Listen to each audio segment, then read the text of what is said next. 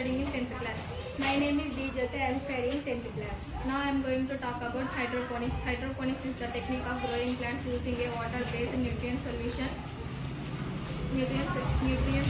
rather than soil, and can include an aggregate substrate or growing media such as vermiculite, coconut coir, and perlite.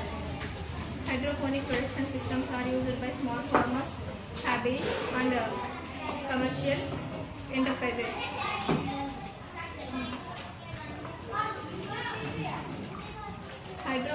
Hydroponic farming ఇటీవల పట్టణాలలో ఎక్కువగా వింటున్న మాట. మట్టి లేకుండా కేవలం నీటి ద్వారానే ఆకుకూరల పెంపకమే ఈ హైడ్రోపోనిక్ ఫార్మింగ్. దీనిని మేము మట్టి లేకుండా కేవలం నీటి ద్వారానే పెంచాం. Thank you.